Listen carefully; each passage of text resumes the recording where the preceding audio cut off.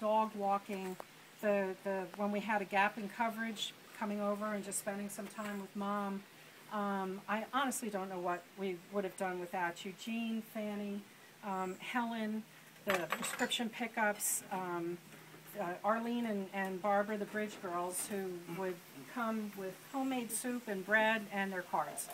And the four of us would play, and Mom still kept up a pretty good game, even into the fall. Yep, she did. Barb's nodding. There are friends, and if I've missed anybody, I think Jody and Susie are going to pick it up. So accept my apologies, because Susie's the one who's been here the whole time and not me. There are people who couldn't be here, and I want to acknowledge them as well. Life does get in the way, and it's not. These are people who have been absolutely rocks for us. Starting with the Dwyers, Ellen, Pete, and Sue. They stepped into our lives at the beginning of the crisis. They stayed to become family, and even knowing that it was going to mean loss.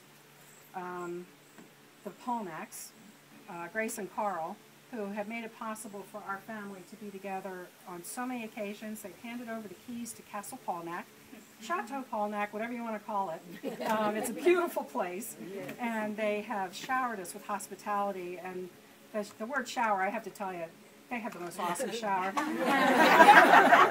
And ever since, for the past couple of years, I've been saying, dibs on the Polnacks. I would like to live in that bathroom. It's phenomenal. Adele, Mary Jane, and Jan, old friends. I think Jan was a friend from their Brownie days, Mary Jane middle school. They all live too far away. That's just the reality of it. And Christy, Andy's wife, who with amazing generosity insisted that he be here with us. Her mother is dying, and she is bravely staying by her side so that Andy can be here with us. And I love her for that. Her mother did tell him that she was going to wait till he got back. I'm kind of putting my money on her, but the indomitable Doris. June, whose grandson is graduating today, and June, if anybody would figure that a grandchild's milestone trumped everything, it would be my mother. June, who, along with Aunt Mary D. at the back there, were just so stalwart with their phone calls through these past 2 years. There was never a week that went by, and always after a treatment. And you have to know that it brightened Mom's spirits on many a dark day, and we're so grateful. Actually, Aunt Mary, with 63 some odd grandchildren, how's it possible nobody's graduating? It's not really 63, but sometimes it seems like it. All of you who are here, all of us, saw Mom through a different lens, and I'm going to share with you what I saw, and I'm hoping that when I'm finished, all of you, any of you, will feel comfortable saying a word, saying two, telling a story, telling a joke, whatever you feel like saying about my mother. We would be so grateful to hear. We, the four of us, just starting with our joint perspective, we know how lucky we were to have her as our mother. She really didn't have a blueprint to follow. She had to establish her own. She lost her mother at the age of 11, and her little sister was 7. That left a scar from which I don't think either little girl ever really healed. But she soldiered on to be the mother that she was. She was the Girl Scout leader, and in fact, one of Jody's friends, who has been active in Girl Scouts even before she had children of her own, claims my mother as her inspiration. She was a den mother, and I've done that, so I know it's one of Dante's circles of hell.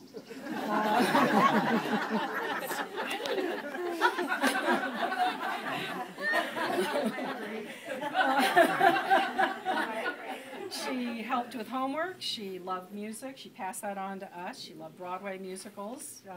Some of you have actually heard some of us try to replicate Broadway musicals. And a fine job. A fine job we did. She loved reading. She loved the outdoors, although She used to sort of roll her eyes at me because my idea of roughing it is the Holiday Inn. She taught us all the value of friendship because there was nobody who had a gift for friendship like my mother did. And you all know that, and that's why you're all here. Our friends were always welcome, individually and in groups. Many of them are here. The one with the most longevity at this point, my friend Kathy back there, a friend of 50 years. The last time she saw Mom was 32 years ago at my wedding, and she is drawn here by the memory of a very grown-up luncheon in the city when we were 12. Andy's friends, Kev, Kathy, Pat, Bob, Jim, Barb, you're all here. Kathy, you can thank for the fabulous food you've been eating. It was her, her offer to us to do this today, and we're so appreciative. Pat, Linda, John, neighbors who knew Mom as children and grew to become friends as adults. And again, I don't know where we would have been. The moving of the furniture, the cleaning of the house, you've just always been there when we needed you, and it's just been a blessing to us. The Villani and Muir gang that all grew up terrorizing Paradise Point, and those of you who are here, it's wonderful to have you. Friends like Marlene, who didn't meet Mom until we were in our 20s, but she was taken on as another kid and in fact called her Ma. And Mom felt that way about her too. And all these friends are here for us, are here now, not just out of love for us, but because of the love that they felt for Mom. And it speaks volumes for my mother, I think, that so many people joined us in the funeral home in July and are here now to celebrate her life. As important as all those mother things are, what I think I hold the most to me is the knowledge of constant, unconditional love. I still feel it, so I know that love is stronger than death. You can't have that for 60 years almost and then have it just disappear. I know that I am loved and that it's still there. As a grandmother, she followed the same blueprint. I don't think she was quite as concerned with discipline, perhaps.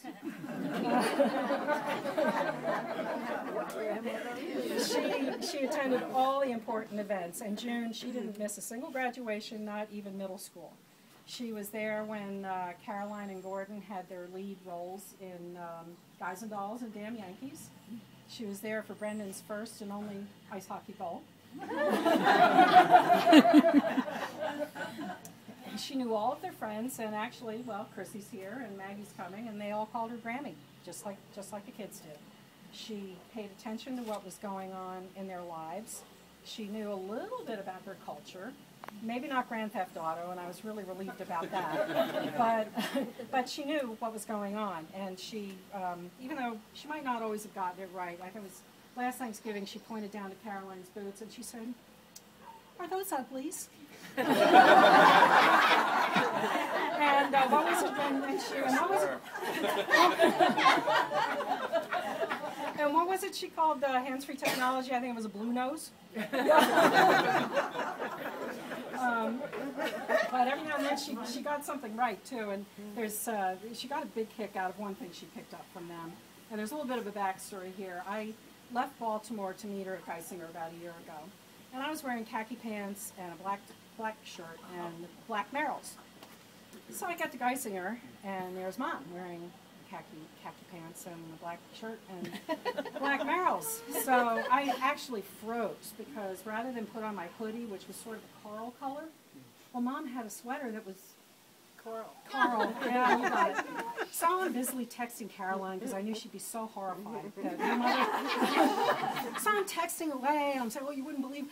And then Mom murmurs, "Oh, that woman is wearing a Canadian tuxedo." Now, you notice that only the kids laughed at this? If you want to know what one is, you got to ask one of them. But I need to tell you, it is a faux pas that is not to be committed, and it's pretty much as bad as wearing the same outfit as your mother.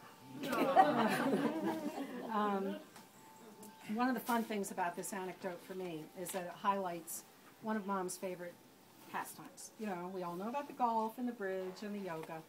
But if you've ever gone anywhere with my mother, you have heard her say, "Oh, there's really good people watching here." It might be the mall, it might be the airport, it was even the cancer center. She just kept her eyes open all the time. But the best place was the beach. And, oh man, the CIA had nothing on us. The things we figured out about people just by watching them. I mean, there was the family that had 2 teenage girls and a 4-year-old boy, second marriage.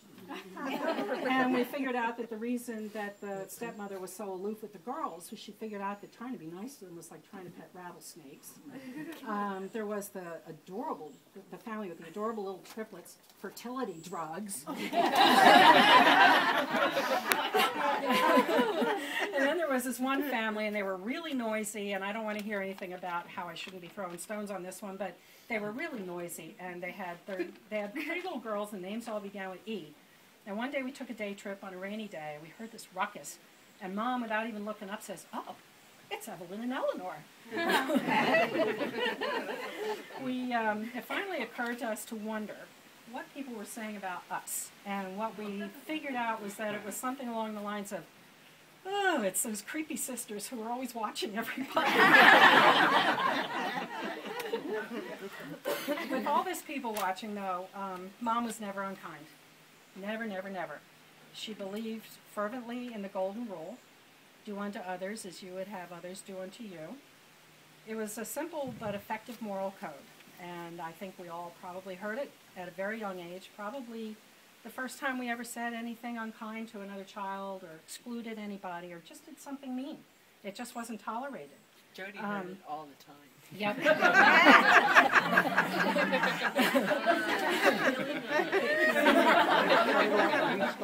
There were other rules. You come in when the street lights come on.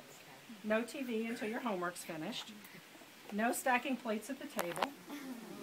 Make your beds, although that one didn't really work out so well because only one of us ever did it, and it wasn't Andy, Jody, or Susie. And of course, there were all those rules of grammar.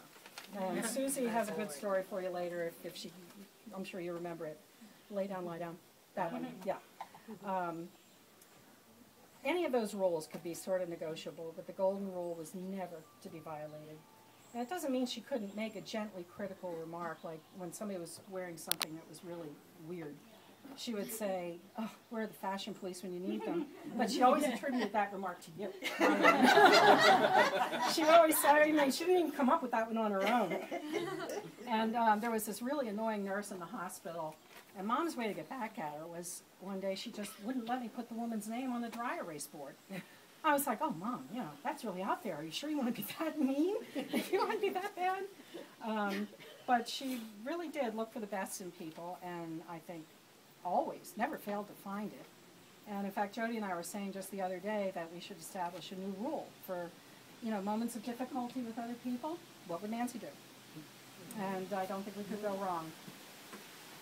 She told me that she didn't want any ponderous Bible readings. We all know that Mom was not a religious person. But there is this prayer I've heard after a service, and I like it because to me it perfectly describes the way Mom lived her life.